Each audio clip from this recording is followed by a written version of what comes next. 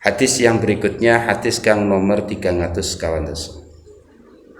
Man ahabba yabsutolahu fir rizkihi wa yunsa'alahu fi athirihi falyasil rahimah. Rawahu al-Bukhari wal Muslim an Abi Hurairah. Hadis niki ngetren nggih.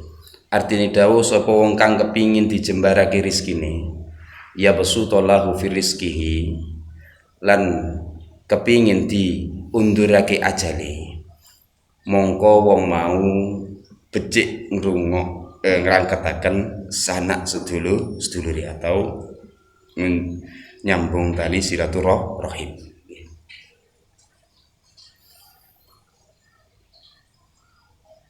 Hadis yang pertama ya, memang kalau kita pingin jembar rezeki ini harus sering sambung tali silaturahim.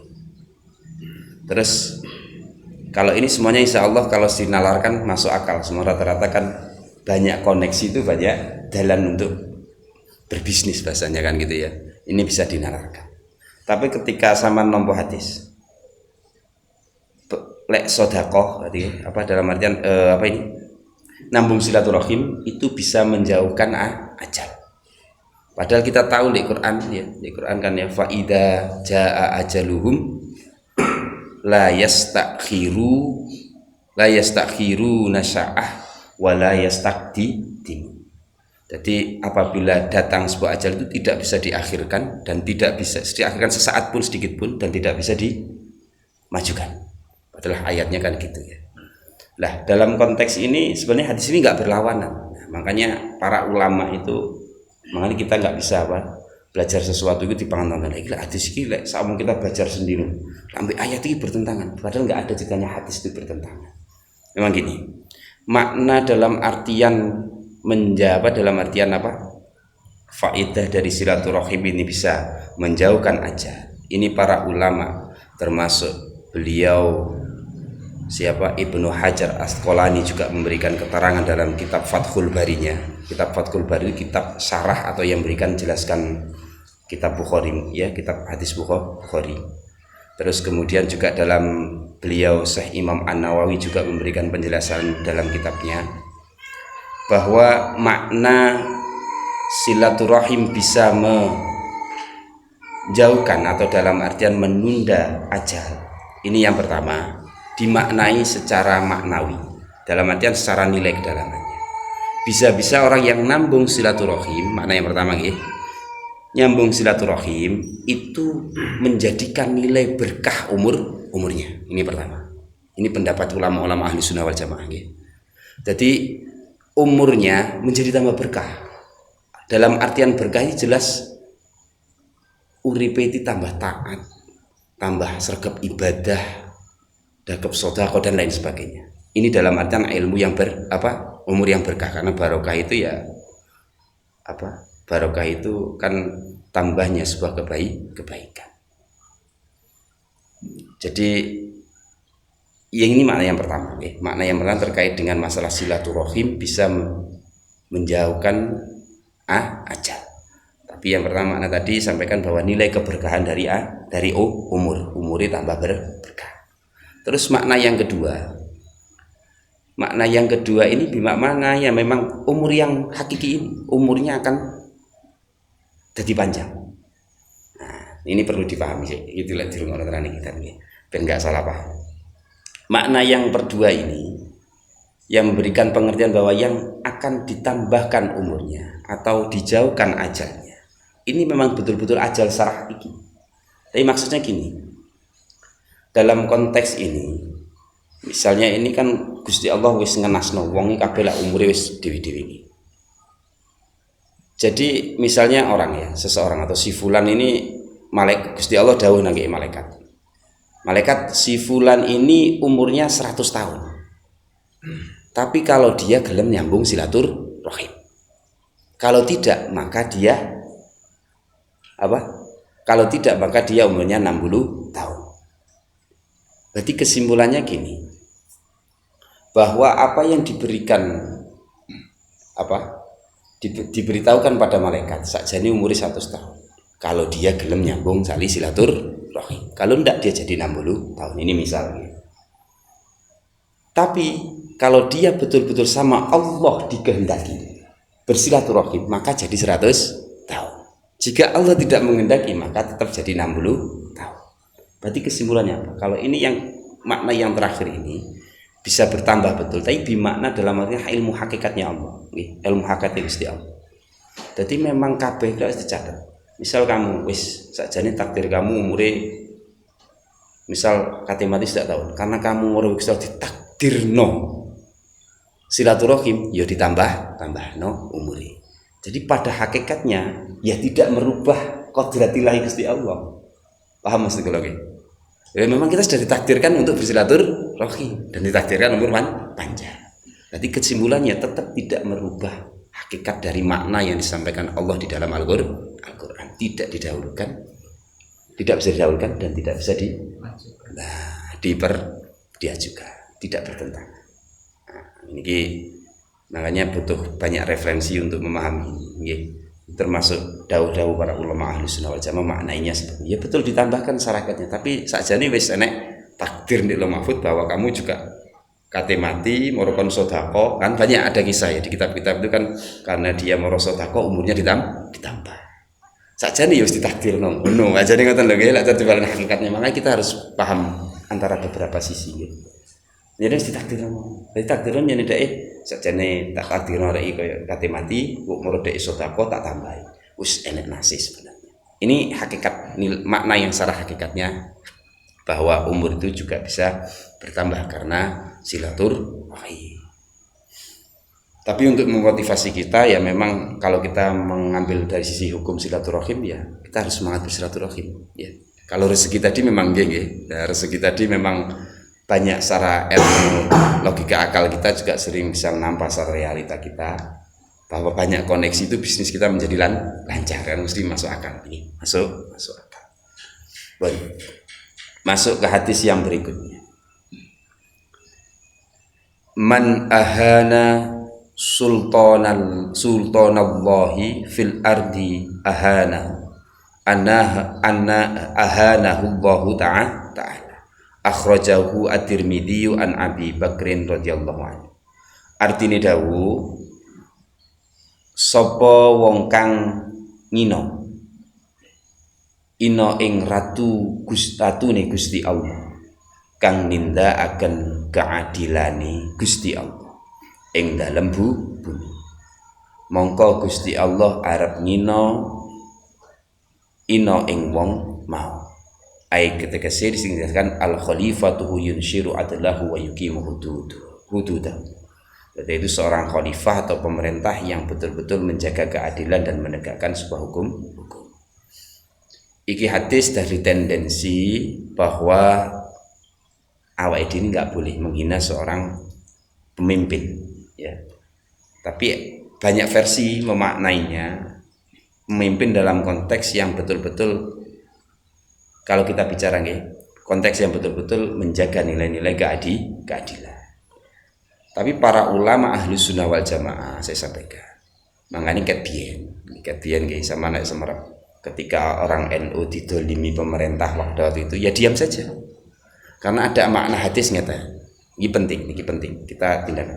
Makanya wong biyen iku masuk koyo keruntut tapi berkah.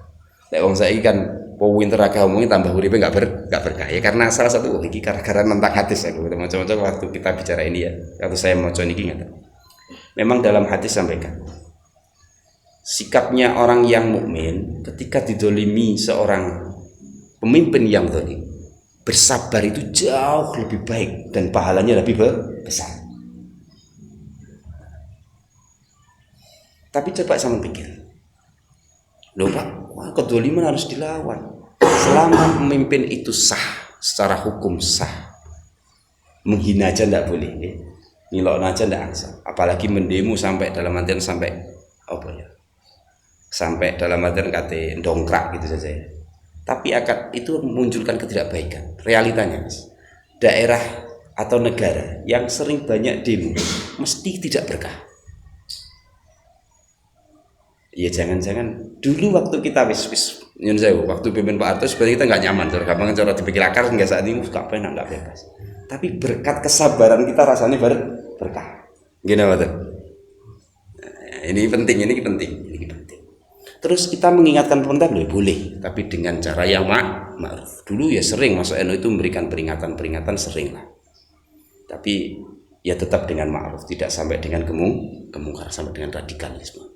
Saat ini kan kita ya cara menyampaikan aspirasi itu sampai dalam artian pemerintah sampai presiden ya dulu waktu ingat sampai gambar zamannya Pak SBY itu apa? Kebo digambari ya rasa saja nih ngono-ngono gara-gara orang berkah masih sak dolim-dolim pemerintah aja sampai lah kita sampai yes ngilokno lah menghina ya, cukup kita ya sak mampu ngiling tetap ditaati nggih selama pokoknya gini patokan ini pemerintah itu jangan sampai diberontak ketika nggak sampai kita itu kate sembayangnya dilarang betul kate urusan ibadah betul-betul dicekal. Orang Islam tidak bisa maksimal untuk ibadah kecuali konteks pandemi ya. Pandemi ini sifatnya global, nah, kita ya sifatnya kan beda ya memang kok misalnya kok di Rohingya kejadian kok di Rohingya sampai ono kezaliman wong poso ora oleh dicekoki sampai kejadian sing berita yang saya terima dari wallahu alam kan berita sebenarnya nggih sampai seperti itu maka berontak. Makanya ketika selama waktu Indonesia pada gurung merdeka kan pemerintah itu kan kolonial Belanda. Selama niku kolonial Belanda ini tidak sampai dalam menekan wong Islam tetap oleh ibadah nggih mental mawon saja sepanjang masa itu alasan kenapa kok sampai akhirnya beliau para ulama dan para santri itu berontak karena mereka sudah mulai menekan dan ada masuknya kristenisasi dan lain sebagainya sehingga orang Islam ditekan tidak boleh sampai ibadah akhirnya muncullah yang namanya pemberontakan dalam artian kita malah perlawan sampai 350 tahun guys selama sembayang kan pada itu memang Belanda selama saat itu panjangnya kan tidak ada kepentingan seolah tidak ada kepentingan urusan agama hanya urusan ingin mengeruk kekayaan bumi ya mental mawon tidak ada masalah tapi rasanya tetap gemar ripah loh Cina ya tentram kehidupan ini penting kita miliki makanya kita ya saya minta kita punya sikap yang baik ya kita walaupun saumpama pemerintah ya dolim dalam artian korupsi ini luar biasa ngakali awake dhewe itu nggak noise ya kita yang sekedar mengingatkan jangan sampai kita menghina ya ahana tadi itu ngilok-ngilokno menghujat-hujat saya kan macam-macam sampai ngelihatnya saya Pak Jokowi lagi ngilokno waduh ini media sosial jadi gara-gara itu kita nggak berkah malah termasuk kemarin kan baru ada perpres ya peraturan presiden yang diketok bahwa nanti ada tunjangan khusus untuk pesantren itu sudah perpres jadi resmi nanti pesantren itu ada tunjangan dari pemerintah untuk pembiayaan pendidikan ini baru saat ini ke tahun-tahun dia ya orang tahu ke zaman-zaman itu malah nggak pernah dipedulikan tapi tetap ya pesantren ya tetap eksis saja tetap hikmat mawon tetap cinta negara tetap hormat nang pemerintah tetap hormat nang pemerintah jadi gitu nggih. Nah, termasuk sikap-sikap yang penting ini dalam hal ini sikap dalam urusan kita mengikapi pemerintah itu harus sampai kita ekstremis bahkan nyindiri dan kata-kata yang tidak baik ya jangan ngono ku nggak berkah insyaallah justru kita sabar dengan keadaan itu kita pahalanya lebih gede ya wong Islam itu lah wong iman tuh kita nggak menang kalah di dunia itu nggak apa-apa yang penting ukhrawinya menang kan ngaten nggih apa-apa ya memang sudah konsepnya nanti orang-orang yang di dunia ini kita terdolimi lemah dalam artian bahkan sampai bahasanya nggih kalau orang-orang yang dalam artian itu nang dunia ini susah dunia ini susah tapi akhirat itu menjadi sebuah hal yang kemenangan bagi mereka nah, ingatan nggih yang penting tidak apa-apa lah yang penting kita tetap yakin mesti urip pada Gusti Allah ya pun hadis yang berikutnya manit tola'a fi baiti qaumin bi ghairi idznihim faqad halalahum an yafqa'u aina. Rawahu al-Bukhari wal Muslim an Abi Hurairah. Hadis sahih. Nggih. Artine dawuh sapa wong kang nginjing ing omahe kaum atau wong liya kelawan ora oleh izine kaum mau, mongko kaum mau halal lamun gelem nyolok ing matane wong mau. Ini memberikan hukum yang pertama nggih, bahwa orang yang masuk rumahnya orang itu harus permisi dan harus masuk karena izinnya orang yang memiliki. Dan hak bagi orang yang punya rumah, misalnya kudu sing di rumah kok moro nyelonong mlebu ae, kita marah atau dalam segi bahasa ini kan sampai nilainya tinggi oleh sampai ada nyolok meripati moro mlebu incang-incang dan lain sebagainya, boleh kita nyolok. Ini dalam artian konteks ya nggak sampai sekolah lah ya. Dalam artian kita seandainya kita negur itu boleh. Ini negur itu boleh. Batas sampai angel dikandani ya sejauh sampai nyulih moto ini boleh bahasanya. Tapi kita nggak sampai di situ. Dalam bahasanya kita dalam artian ini kita boleh lah ya. Boleh kita marahi wong, lek mlebu nang omahe wong kok ora izin, ora salam, ora pamit masuk di rumahnya orang. Ini harus perlu ada perizinan. Saya kira ini bisa dipahami lah. Dalam etika kita sosial aja juga ada gitu. Etika bersosial itu ya nyun sewu, atau kita sama muslim ya assalamualaikum minta izin mau masuk rumah itu harus ada. Ini etika. Atau dalam bahasanya adab lah ya. Adab. Bukan azab tapi adab. Pun salajengipun hadis.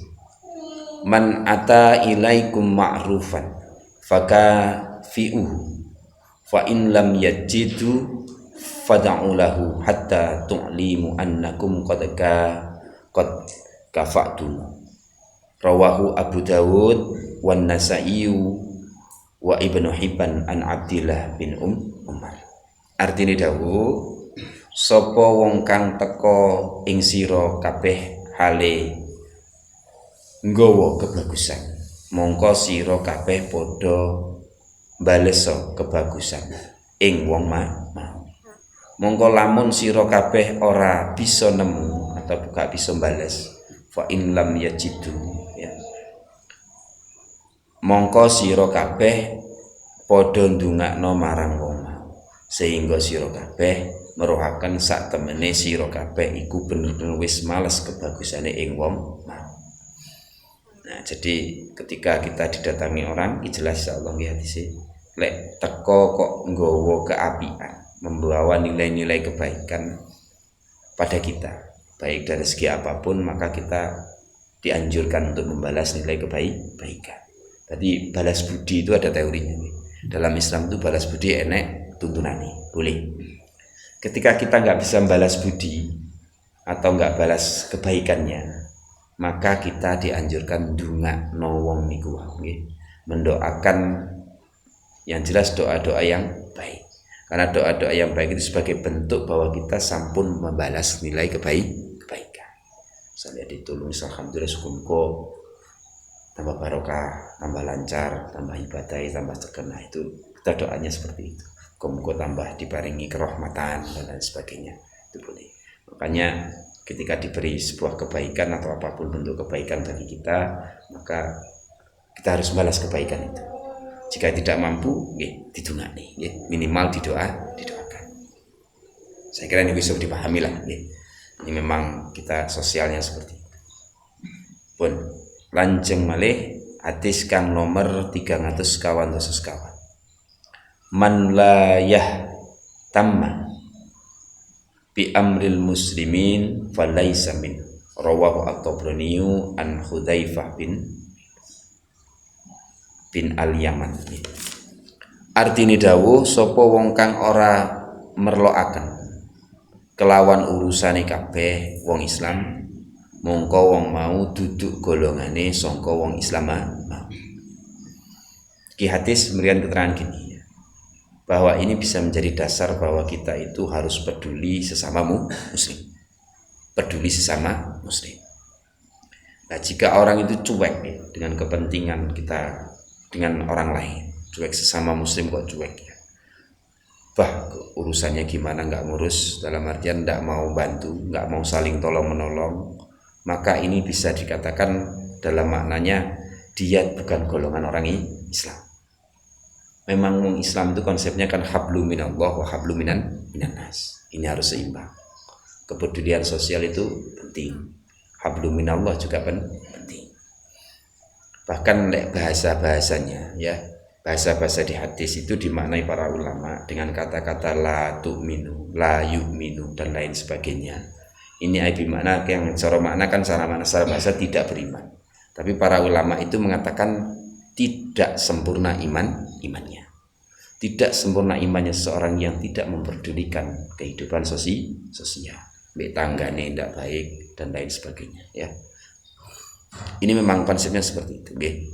Terus penting, nggih. Kenapa kok para ulama Ahlussunnah wal Jamaah itu, ini kan saya ingin mengatakan bahwa kalau orang-orang yang memaknai secara zahir langsung ekstrim, tidak wong misalnya gitu, tidak beriman seseorang. Memang pernah Rasulullah itu dalam sebuah hadis, wallahi la yu'min, wallahi sampai mengatakan seperti itu, tidak beriman orang, demi Allah tidak beriman. Yaitu seperti apa? Orang yang satu menyakiti tetangganya. Memang ada hadis yang seperti itu. Tapi para ulama ahli sunnah ini memaknai bukan berarti tidak beriman, tapi dimaknai dalam artian tidak sempurna imannya. Karena nanti kalau dikatakan tidak iman, loh, wong asasnya keimanan itu ada 6 rukun 6 ya. Wong wis yakin be Gusti Allah, yakin be malaikat-malaikat Gusti Allah ya, untuk minu billahi wal malaikatihi wa kutubihi, dan kitab-kitabnya Allah, wa kutubihi wa rusuli, dan rasul-rasulnya Allah, itu senam mesti lakoni kabeh ila akhir, ya pun iman. Tapi iman itu tidak menjadi sempurna atau menjadi sebuah kamil ketika hadis-hadis yang terkait dengan la yu'minu ya, la tu'minu dan lain sebagainya itu dianggap imannya tidak sempurna. Nah, insya Allah bisa dipahami. Berarti arahnya memang orang Islam itu dengan Islam yang lainnya harus peduli. Kalau tidak peduli, dalam artian ya guru dikatakan Islam yang sempurna. Kata. Hadis yang berikutnya, al-muslimu akhul muslim. Insyaallah semuanya sering dengar ini. La yadlimuhu wa la yathlimuhu. Man kana fi hajjatihi akhihi kana Allahu fi hajjatihi. Rawahu al-Bukhari wal Muslim an Ibni Umar. Ibni Umar niku nggih sing di awal sampaikan tadi. Ibni Umar ini putranya Umar bin Khattab, namanya Abdullah bin Umar. Ini periwayatnya. Artine dawuh, wong Islam iku sedulure yaiku wong Islam ya. Islam dengan Muslim lainnya itu saudara. Mula siji lan sijine ora kena gawe kaniaya lan ora kena nyacat marang sedulur Islam liyane. Sapa wong kang gelem bantu kebutuhane sedulure, mongko Gusti Allah arep nyukupi kebutuhane wong mau. Yang pertama, orang muslim dan muslim lainnya itu saudara. Tidak boleh saling mendolimi. Terus tidak boleh saling menghina. Fenomena saat ini kita sering, karena memang termasuk sekarang itu di Indonesia mulai bermunculan kan paham-paham yang memang sifatnya yang tidak seakidah dengan kita ya, akidah Ahlussunnah wal Jamaah, yaitu paham-paham Wahabiyah, yang mana mereka memang sengaja nggodha awake dhewe dengan menganggap kita itu ahlul bid'ah.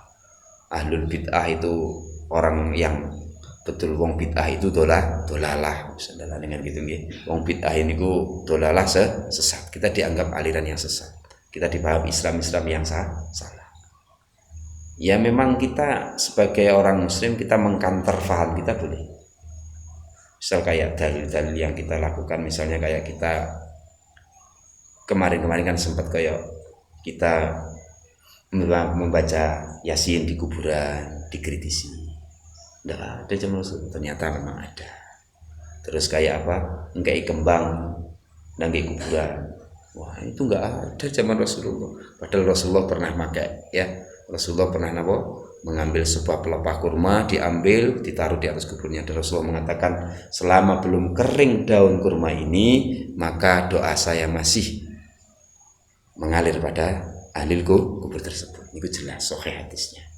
Nah, di Indonesia kias yang golek pohon kurma ora ono, yang golek kembang-kembang pandan-pandan padha wangine kan nggih. Sami kiasnya ada. Ada. Terus semuanya ada.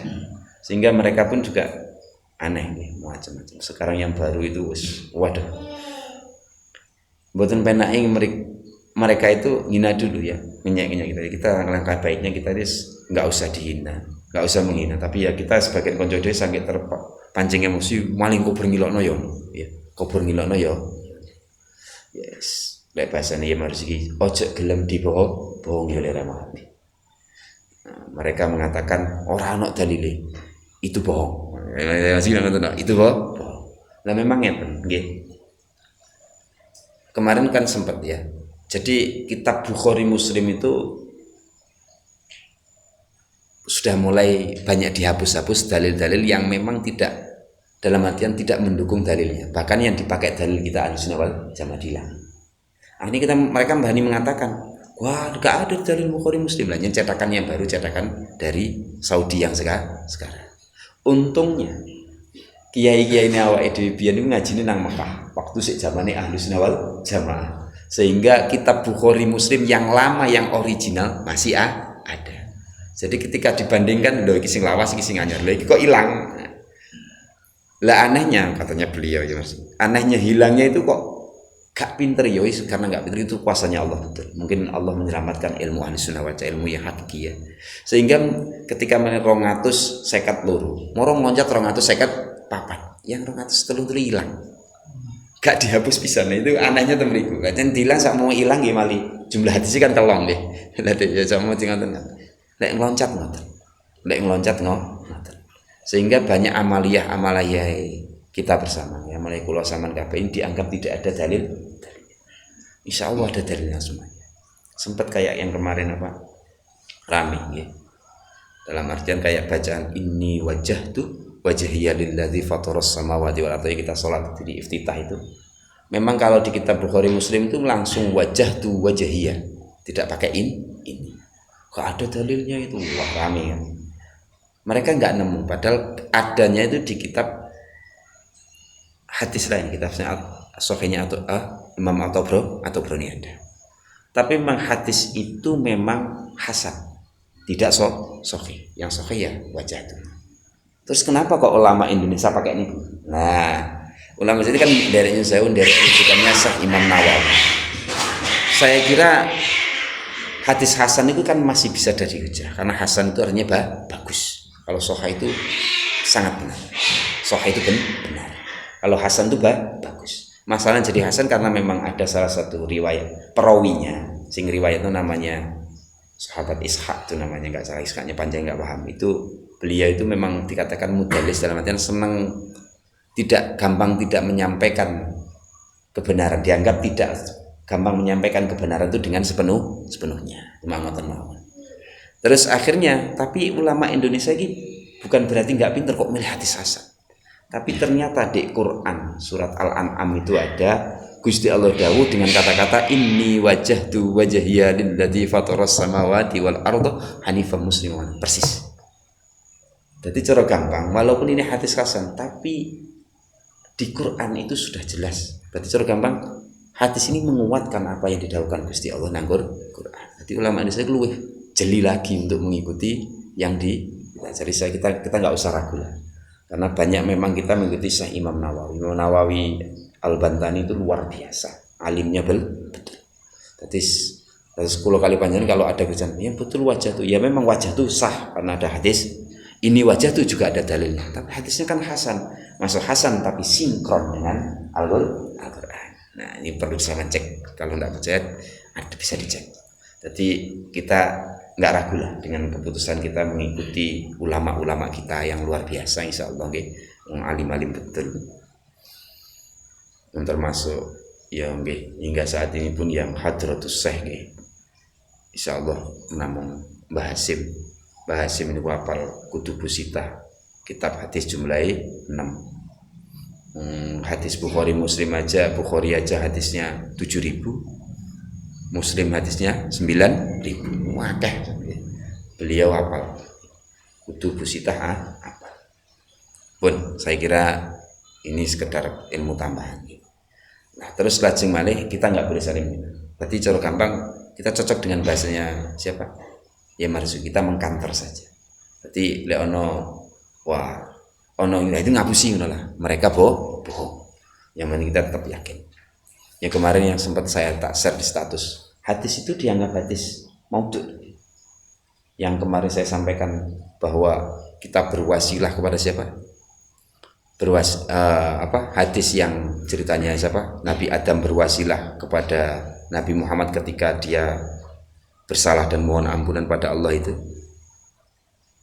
Memang hadis itu dianggap hadis maudhu sama orang-orang Wahabi yang termasuk imam mereka yaitu Syekh Albani yang meninggal tahun 1998. Padahal Imam Hakim mengatakan hadisnya sahih. Imam Hakim kayak Syekh Albani kan yang muatuh kurunnya ya. Nah, Syekh Albani ini meninggalnya tahun 1998 kemarin. Jadi ulama anyaran. Padha karo yang ulama lama. Ya, ulama lama muridnya para Imam Hakim termasuk memang di kalangan masih di bawah gurunya Imam Bukhari, tapi cara kurunnya ambek kolane Syekh Albani ulama baru kan jauh ya. Ulama baru kan jauh. Itu mengklaim hadis yang mengatakan bahwa ketika Nabi Adam itu berwasilah kepada Nabi Muhammad dan kemudian Allah mengampuni dosanya ya, gara-gara kamu berwasilah pada orang yang saya cintai, betul itu kata Allah ya. Maka dianggap hadis itu hadis palsu. Ini bahaya ya, ini bahaya.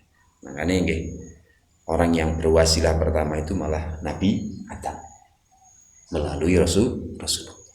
Jadi hati wasilah itu boleh. Makanya kita berwasilah melalui Rasulullah itu boleh-boleh saja. Boleh-boleh saja. Sekarang banyak kontroversial dalam hal ini ya. Di blender-blender itu sekarang banyak ya, di blender-blender. Tapi kita tetaplah mengikuti ajaran Ahlus Sunnah wal Jamaah, insyaallah yakin ya. Mereka beliau-beliau itu sudah luar biasa untuk layak kita ikuti. Terus yang paling terakhir, man kana fi hajatihi akhihi kana hajatullah fi hajatihi. Barang siapa membantu hajatnya seseorang, kebutuhan seseorang, maka Allah akan membantu hajatnya. Makanya kalau kita sering bantu nulung wong, insya Allah suatu saat kita akan ditolong oleh Allah ya, melalui siapapun, melalui apapun ini gitu. Makanya kita jangan ragu-ragu untuk nolong wong ya. Ojo ya, ini juga penting. Lek nulung wong ojo arep-arep ditulung, ojo arep-arep dibalesi ditolong. Nah memang ini lah ya. Lek sing hadis yang pertama tadi itu sebagai dasar kita diberi kebaikan maka kita balas kebaikan. Tapi bagi orang yang membantu kebaikan atau memberi sesuatu jangan berharap untuk diberi. Dan orang yang kita membantu hajat seseorang, ya kita juga usah meminta dalam artian agar dibantu hajat kita ya. Tapi dalam artian tetaplah nanti Allah yang akan membalas kita. Ini keyakinan harus diyakinkan betul ya.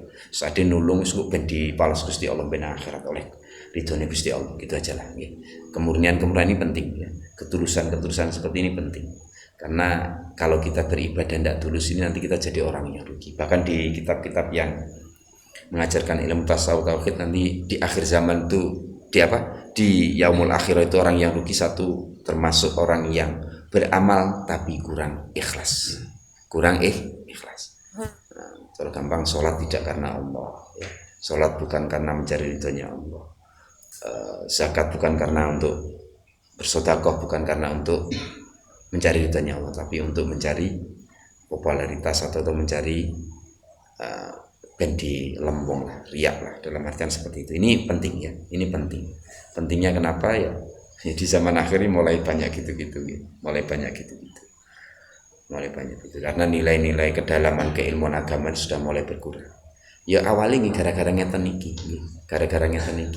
Karena sekarang itu yang banyak diperdebatkan dalam ada dalil akhirnya ngeoncai ilmu jopo tok kok lali nato rohani dhewe lali noto niat noto kebatinan nyedek marang Gusti Allah mulai lali kesibukan orang untuk bertakarub pada Allah itu mulai sibuk debat akhirnya sibuk debat baik di media sosial kan kita kehidupan kita di media sosial sangat kental sangat dekat terus ini wah debat bingung boleh dalil wis kacau kita alangkah baiknya tidak usah mikirkan itu yang kita jalan kita yakini coba belajar marang Gusti Allah ngakai zikir ngakai wirid ngakai ngasane Gusti Allah pun saya kira itu pun mungkin manfaat wallahu a'lam bishawab al-fatihah ar-rahmanir-rahim